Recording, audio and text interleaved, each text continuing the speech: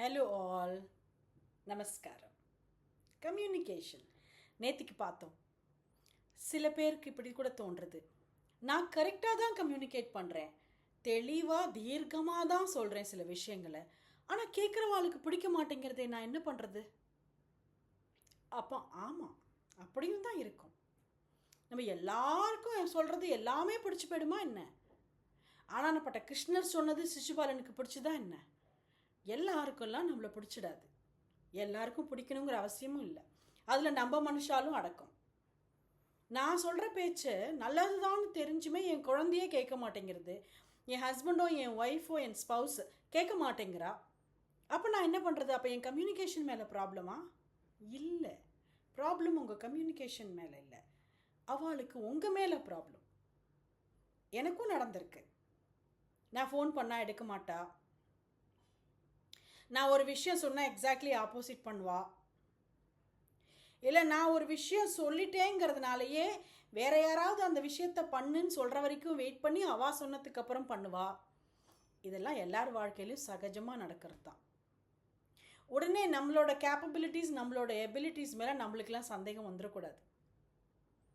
நமக்கு நம்ம யாருன்னு தெரிஞ்சிருக்கணும். ஓகே, அப்போ தான் மற்றவா எப்படிப்பட்டவான்னு எடை போட முடியும். சரி, அப்படி நம்ம எல்லார் வாழ்க்கையிலையும் ஒருத்தர் இருக்கான்னு வச்சுக்கோ, ஒருத்தரோ பல பேரோ இருக்கான்னு வச்சுப்போமே. அப்போ அதுக்கு என்ன, எப்படி ஹேண்டில் பண்ணுறது? அவளை நம்ம சொல்கிறோங்கிறதுக்காகவே அவள் ஆப்போசிட்டாக பண்ணுறா, இல்லை நம்ம கம்யூனிகேட் ஒரு விஷயத்த பண்ணுறோங்கிறதுக்காகவே அவள் பண்ணுறா, ஆனால் அதை நம்ம சொல்லாமையும் இருக்க முடியாதே. இப்போ குழந்தைய வருது, ஸ்கூல்லேருந்து வந்தோன்னே ஃபோனை பிடுங்கி வச்சுட்டு ஃபோன் பார்க்குறது, சொல்லாமல் எப்படி இருக்கிறது?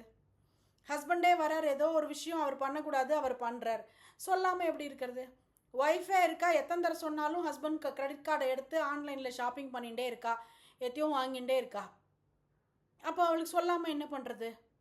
இதெல்லாம் சொல்லாமல் இருக்க முடியாது தான், சொல்லி தான் ஆகணும்.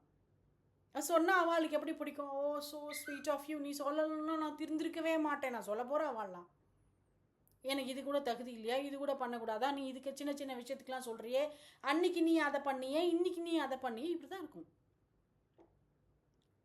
இதெல்லாம் ஓவர் கம் பண்ணி நான் சொல்கிறேன் அது கேளு அப்படிங்கிற ஸ்டேட்டில் கொண்டு வந்து வைக்கிறது தான் நம்மளுடைய திறமை. இதுக்கு தனியாக போய் எங்கேயானு ஹார்வர்ட்லையா போய் படிச்சுட்டு வரணும்? நம்ம தாட்ஸில் நம்ம கிளாரிட்டி வச்சுட்டு இருந்தால் போகிறோம். இல்லையே இல்லை மேம், அப்படி சொன்னால் எங்கள் ஆற்றுல எங்கள் வீட்டில் நடக்க மாட்டேங்கிறது. அப்போ நம்ம என்ன பண்ணுறது?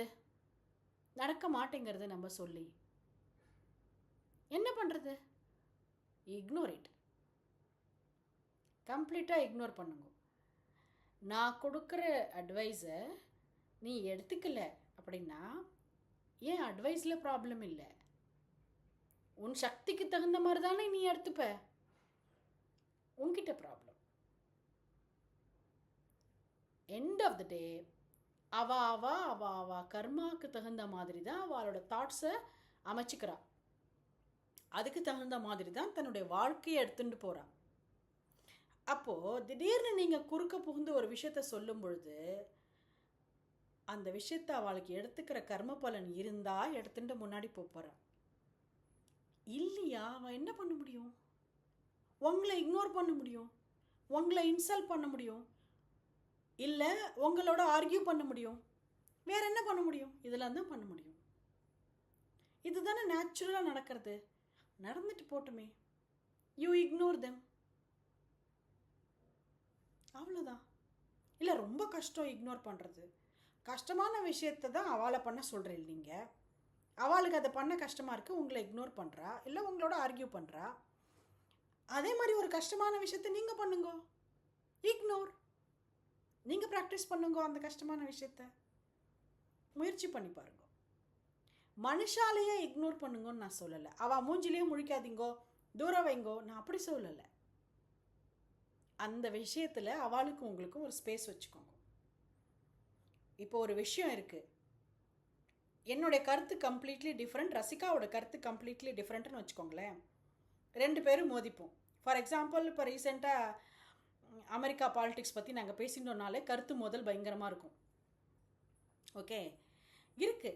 அப்போ அவள் கருத்து அவளுக்கு, என் கருத்து எனக்கு, கருத்து மோதல்கள் இருக்கலாம். அப்போ நாங்கள் என்ன பண்ணுவோம், காமன் பாயிண்டில் சரி இந்த விஷயமா இனிமேல் நம்ம கான்வர்சேஷன் வச்சுக்க வேண்டான்னு விட்டுருவோம்.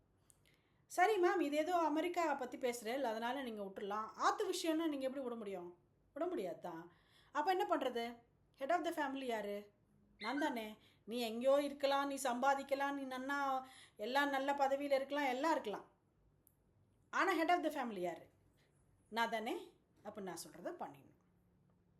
நீ என்னைக்காவது உன் வாழ்க்கையில் ஹெட் ஆஃப் த ஃபேமிலி ஆகி உன் குழந்தைகளுக்கு அவளுக்கு குழந்தைகளுக்கெல்லாம் ஹெட் ஆஃப் த ஃபேமிலியாக இருப்போம் இல்லையா? அப்போ நீ சொல்கிறத நடத்திக்கணும். நான் அப்படி தான் சொல்வேன்.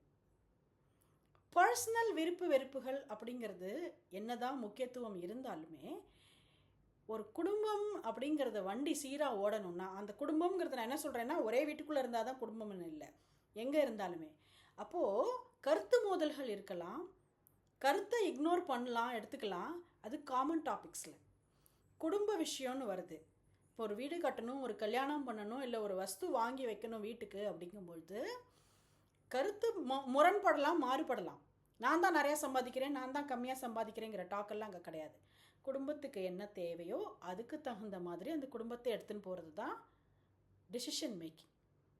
அந்த மாதிரி விஷயங்களில் நம்ம சொல்கிறது கரெக்டுன்னு நமக்கு தோணித்துன்னா, நம்ம சொல்கிற விஷயங்களில் பார்ஷியாலிட்டியே இல்லை, ஒருத்தருக்கு சாதகமாக ஒருத்தருக்கு பாதகமாக நம்ம போகல அப்படின்னா நம்ம சொல்கிறது தான் கேட்கணும். அப்போ அங்கே நம்மளோட பவர் ஆஃப் கம்யூனிகேஷனை காமிச்சு தான் ஆகணும். முயற்சி பண்ணி பார்க்கலாம். நமஸ்காரம்.